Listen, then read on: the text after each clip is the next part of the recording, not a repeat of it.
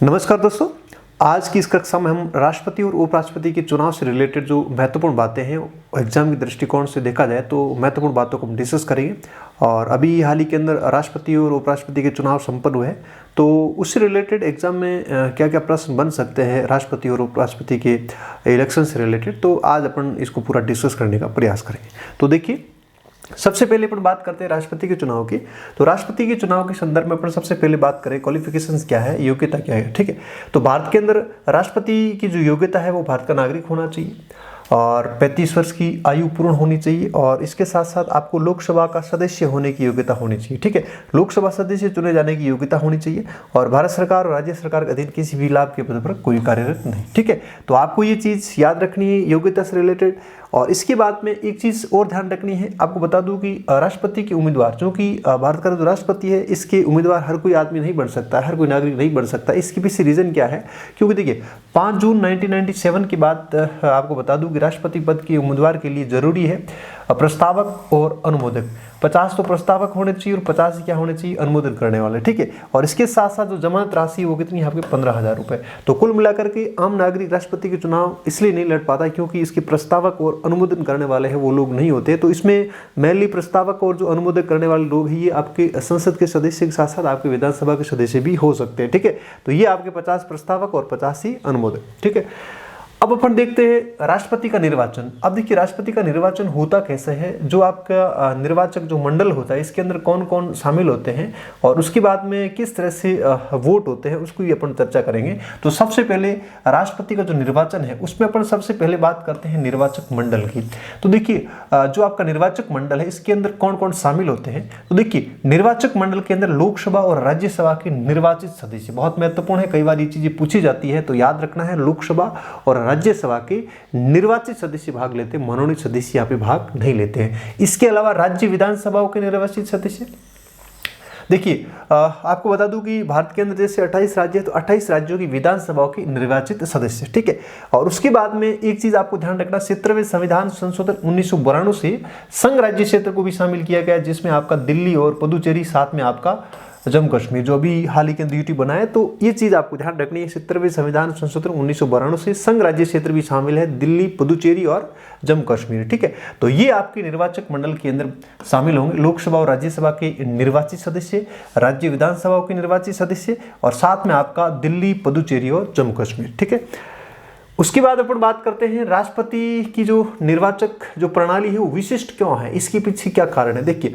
एक चीज आपको ध्यान रखनी है कि सांसदों के, विधायकों के निर्वाचन से इसको अलग करने के हिसाब से इसको अलग किया गया। ठीक है, जिस प्रकार से सांसद और विधायकों के जो निर्वाचन होते हैं जिसके अंदर सबसे ज्यादा मत लाने वाला विजयी माना जाता है, तो राष्ट्रपति के इलेक्शन में ऐसा नहीं होता है। आज अपन पूरा डिस्कस करेंगे जो आनुपातिक प्रतिनिधित्व की जो एकल संक्रमणीय मत प्रणाली है, तो वहां पे वोट किस तरह से दिए जाते हैं। क्या आपको पता चुनाव चिन्ह के आधार पर राष्ट्रपति का चुनाव लड़ा जाता है या बिना चुनाव चिन्ह के, तो आज अपन सारी चीजों को समझने का प्रयास करेंगे। ठीक है, तो एक चीज ये है, आपके सांसदों और विधायकों के जो निर्वाचन होते हैं उसको उससे अलग करने के हिसाब से इसकी जो प्रणाली है, निर्वाचक प्रणाली, इसको विशिष्ट बनाया गया है। इसके अलावा संघ और राज्यों की भी सहभागिता हो। ठीक है, और राज्यों की सहभागिता भी कैसी हो, समान सहभागिता। ठीक है, और इसके अलावा पूर्ण बहुमत, आपको याद रखना राष्ट्रपति के चुनाव के अंदर पूर्ण बहुमत का मतलब है आधे से एक अधिक। ठीक है, और अल्पसंख्यकों का भी इसमें क्या है, प्रतिनिधित्व। ये कुल 4 पॉइंट है। आपको कभी पूछा जा सकता है कि राष्ट्रपति की जो विशिष्ट निर्वाचक प्रणाली, इसके पीछे क्या रीजन है, तो आपको थोड़ा सा ध्यान रखना। अब देखिए, राज्य विधानसभा का सदस्य का मत भार और मूल्य। अब देखिए, यहां से अपन को थोड़ा सा समझना है, क्योंकि देखिए प्रत्येक राज्य की जो जनसंख्या है उसके अनुपात में जो प्रतिनिधित्व होना चाहिए। क्योंकि आपको एक चीज मैं बताऊंगा, प्रत्येक राज्य से जो विधायक यहाँ से राष्ट्रपति को वोट डालने जाते हैं, तो विधायकों का भी क्या होगा, अपने मत का भार होता है, और वो जो मत का भार होता है वो जनसंख्या के रेशियो के अंदर होता है। तो उसको अपन समझने का प्रयास करेंगे कि भाई प्रत्येक विधायक जाकर के जब राष्ट्रपति को वोट करते हैं तो उस कंडीशन के अंदर जो मत भार होता है उसको कैसे काउंट करते हैं, मत भार कैसे निकाला जाता है। ठीक है, तो उसको अपन देखते हैं। तो देखिए, सबसे पहले अपन राज्य विधानसभा सदस्य का मत भार या उसके मूल्य को निकालने का प्रयास करेंगे। तो आपको एक चीज ध्यान रखनी है कि राज्य विधानसभा सदस्य जो एमएलए है उनके मत भार को निकालने का ये एक फॉर्मूला है। इस फॉर्मूले की सहायता से क्या निकाला जाता है, मत भार। और बेस ईयर की बात करें तो 1971 है। ठीक है, अब देखिए तो 1971 में राज्य की कुल जनसंख्या कितनी और विधानसभा के निर्वाचित सदस्य कितने, उसे डिवाइड करने के बाद फाइनली आपको 1000 से क्या करना है, डिवाइड करना।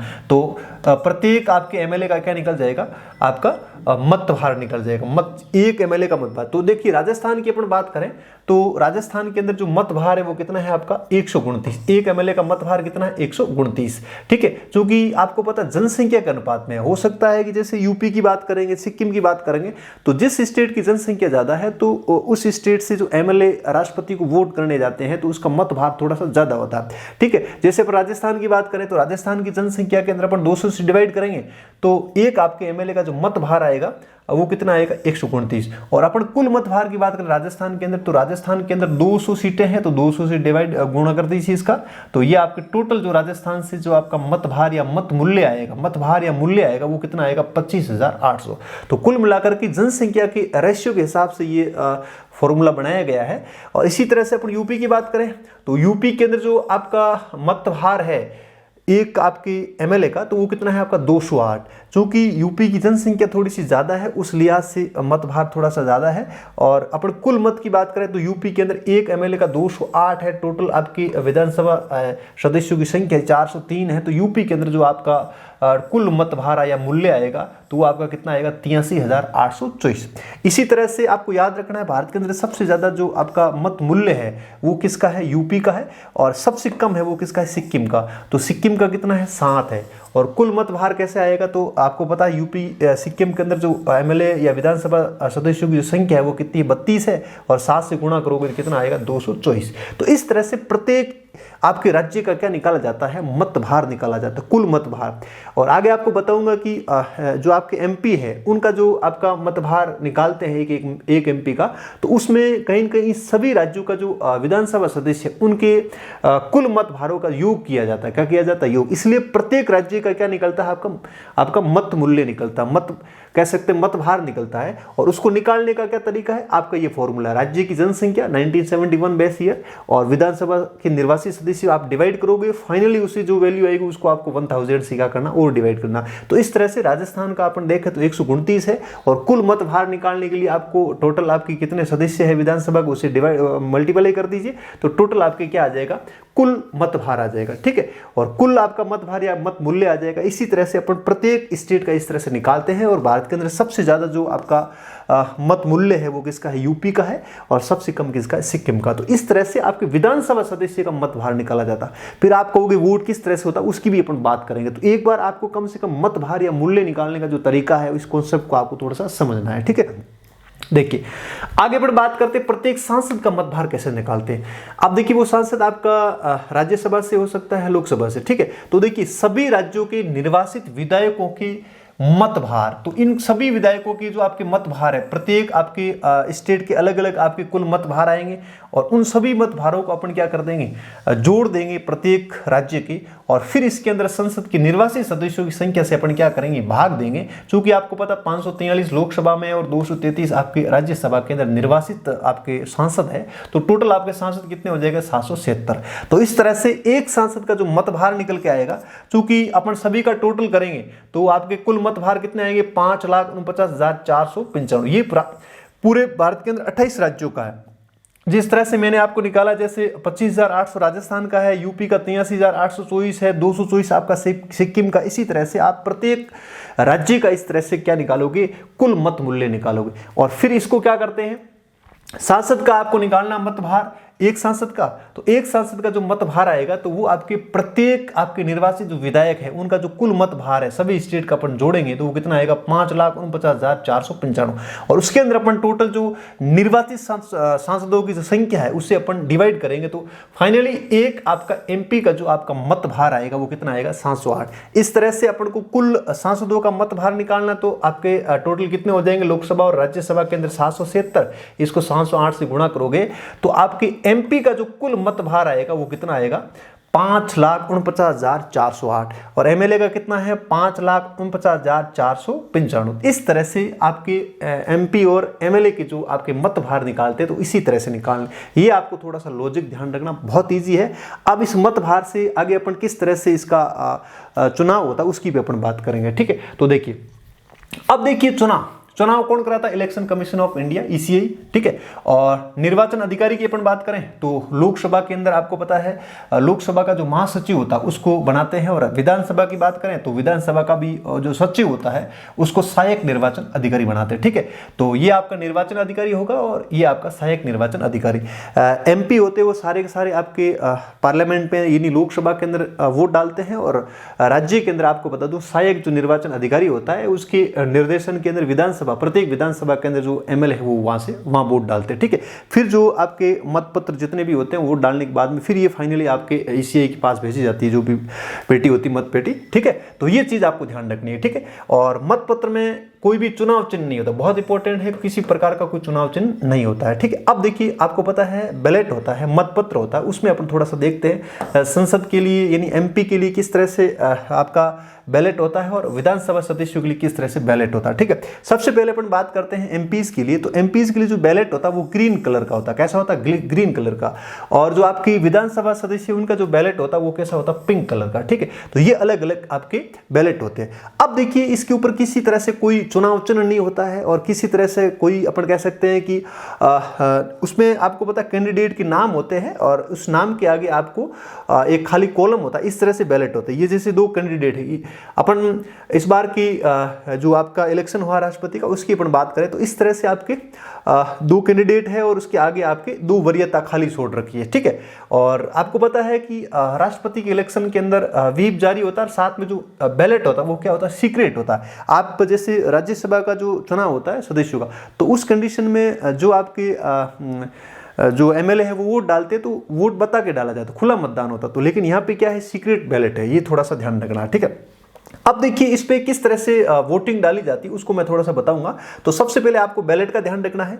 यहाँ पे किसी प्रकार का कोई चुनाव चिन्ह नहीं होगा, और कैंडिडेट के आपके नाम के साथ में आगे आपकी दो कॉलम खाली होंगे जिसके ऊपर आपको क्या करना? वरीयता टिक करनी है। अब वरीयता टिक किस प्रकार से की जाती है उसकी भी अपन बात करेंगे, ठीक है। तो देखिए अब वरीयता के लिए मैं थोड़ा सा आपको समझाऊंगा, तो इसको थोड़ा सा समझिए तो आपको पूरा का पूरा समझ में आ जाएगा वरीयता कैसे डालते। जैसे इस बार के इलेक्शन के अंदर अपन मान लेते हैं ये 3 आपका बैलेट है, और जैसे ये कैंडिडेट आपके द्रौपदी मुर्मू जी है और ये आपके यशवंत सिन्हा जी है, ठीक है। तो इस तरह से अलग अलग आपने वरीयता डाली। तो उसके जैसे ये 2 कैंडिडेट हो गए, और उस कैंडिडेट के आगे जो कॉलम होता है खाली उसके अंदर आपको क्या करना? वरीयता टिक करनी, ठीक है। जैसे मान लीजिए इसमें क्या होता है, जैसे मान लीजिए 2 कैंडिडेट मैंने पहली वरीयता इसको दे दी, और इस बैलेट के अंदर मान लीजिए मैंने पहली वरीयता इनको दे दी, ठीक है। तो इस तरह से इसके अंदर क्या डाली जाती है? वरीयता। ये फर्स्ट वरीयता, और हो सकता है कि आप सेकंड वरीयता भी दे सकते हो, आप खाली भी रख सकते हो, तो इसमें कोई दिक्कत नहीं होता, ठीक है। तो आप जैसे फर्स्ट वरीयता आपने इस कैंडिडेट को दी तो सेकंड इसको दो, और यहाँ पे आपने फर्स्ट वरीयता इसको दी तो सेकंड वरीयता इसको हो जाएगी। तो इस टाइप से बैलेट के ऊपर आगे आपको क्या करनी है? वरीयता टिक करनी है, ठीक है।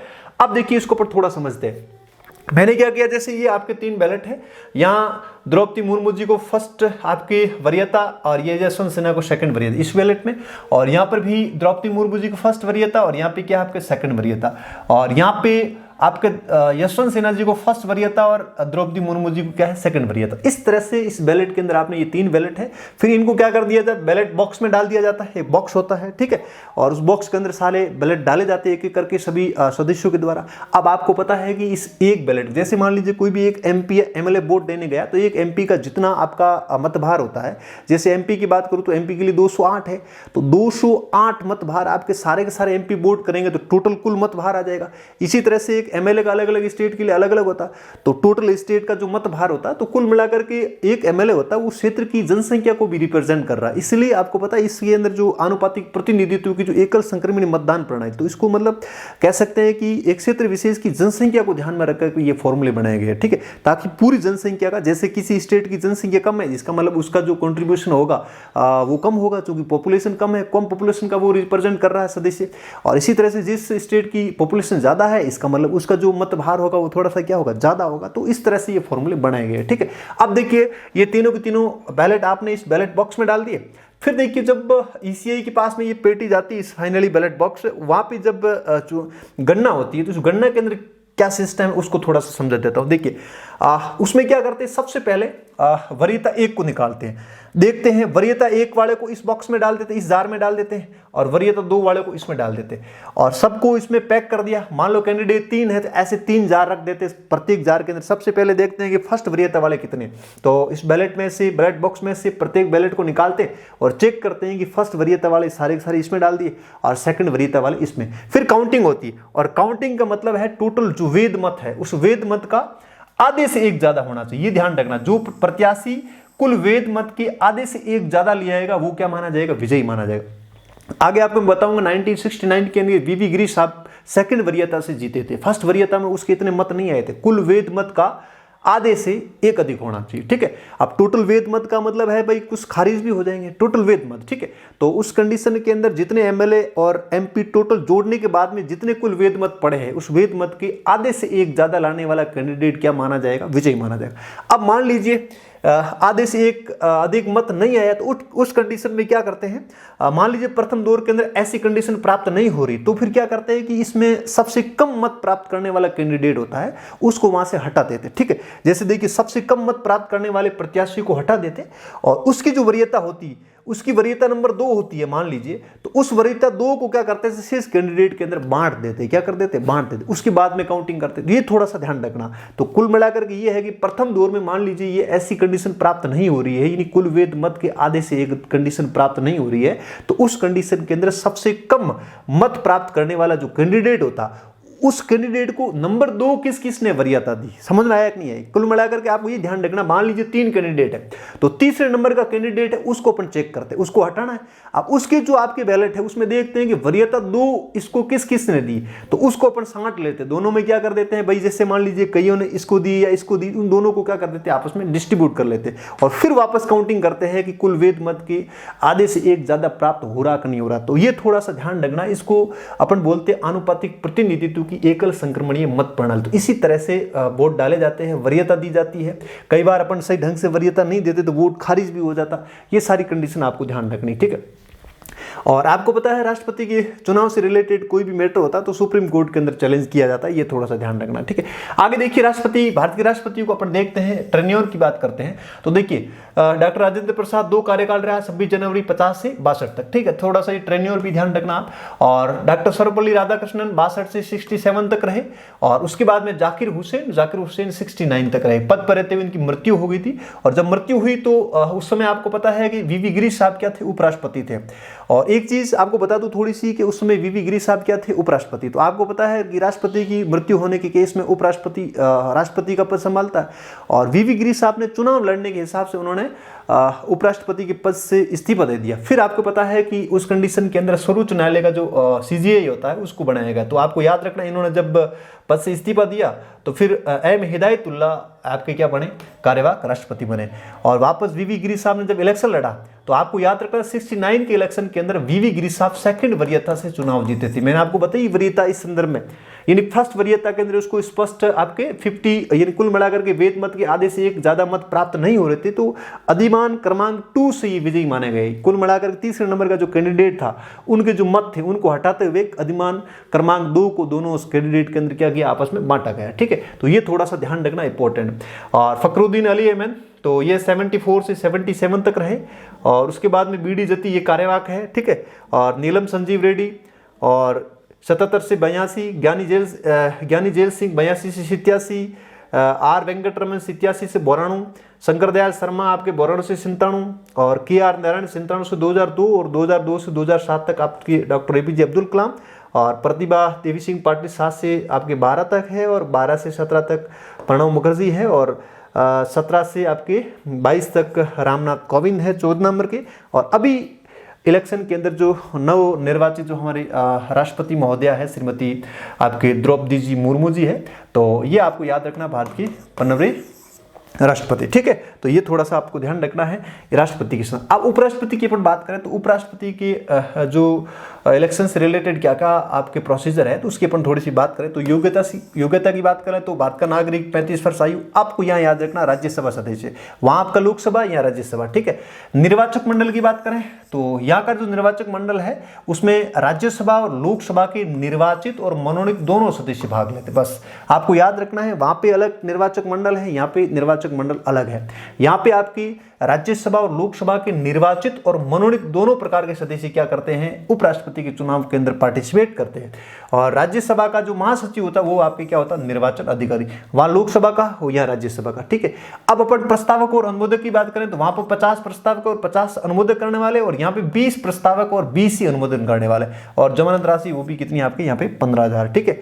और निर्वाचन आपको पता है आनुपातिक प्रतिनिधित्व की एकल संक्रमणीय मतदान प्रणाली, वो सेम टू सेम प्रोसीजर है चुनाव का, ठीक है।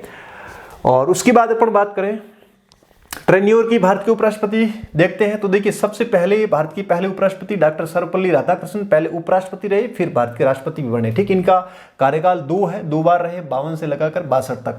फिर जाकिर हुसैन, तो जाकिर हुसैन साहब पहले उपराष्ट्रपति फिर ये राष्ट्रपति बने, पद पर रहते इनकी मृत्यु 62 से 67 तक।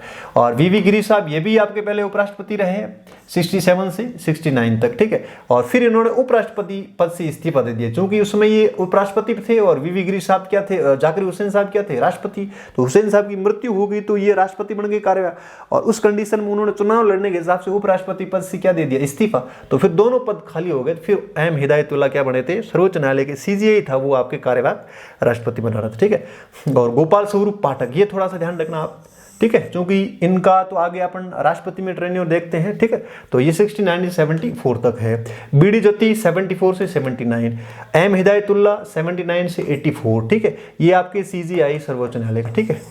और आर वेंकटरमण की बात करें 84 से 87, और शंकर दयाल शर्मा 87 से 92, और के आर नारायण आपका 92 से 97, और कृष्णकांत, तो कृष्णकांत का भी ध्यान रखना 97 से 2002, और भैरव सिंह शेखावत 2002 से 2007, और मोहम्मद हामिद अंसारी की बात करें तो इनका टेन्योर 2 टेन्योर है 7 से 17 तक, ठीक है। और आपके 13वें राष्ट्रपति एम वेंकैया नायडू है जो 17 से 22 तक रहे थे, ठीक है। तो 2 चीज़ आपको ध्यान रखनी, यहाँ पे देखिए गोपाल स्वरूप पाठक, और इसके अलावा आपके ये कृष्णकांत, ठीक है, और भैरव सिंह शेखावत, ये आपके जो उपराष्ट्रपति आगे जाकर राष्ट्रपति नहीं बने, बाकी वाले राष्ट्रपति बने आगे जाकर के, ठीक है। और यहाँ पे अपन देखते हैं 14 भारत के जो उपराष्ट्रपति है, ठीक है। तो ये आपका जगदीप धनखड़ साहब जो है ये भी राजस्थान से है, और वर्तमान में अपन देखें राज्यसभा और लोकसभा दोनों में ही बड़े पदों पर राजस्थान से है। लोकसभा अध्यक्ष की बात करें तो कोटा से ओम बिरला जी है, और ये भी राजस्थान के झुंझुनू जिले से है। और अभी ये चूँकि उपराष्ट्रपति होता है वो राज्यसभा का पदेन सभापति होता है, उस लिहाज से जगदीप जी धनखड़ साहब जो इससे पहले पश्चिम बंगाल के आपके क्या रहे हैं, गवर्नर रहे हैं, और अभी इनको राजस्थान का कह सकते भारत के 14वें राष्ट्रपति उपराष्ट्रपति के रूप में इनको चुना गया है, ठीक है। तो ये राजस्थान के लिए बहुत गर्व की बात है कि संसद के दोनों बड़े सदनों के अंदर राजस्थान के लोग यहाँ से क्या करेंगे, प्रतिनिधित्व करेंगे, ठीक है। तो इस तरह से आज की इस कक्षा में हमने राष्ट्रपति उपराष्ट्रपति के चुनाव से रिलेटेड कुछ महत्वपूर्ण बातों को हमने डिस्कस किया। तो इसी तरह से अगली क्लास में हम एक नए वीडियो के साथ फिर से हाजिर होंगे। Thank you so much.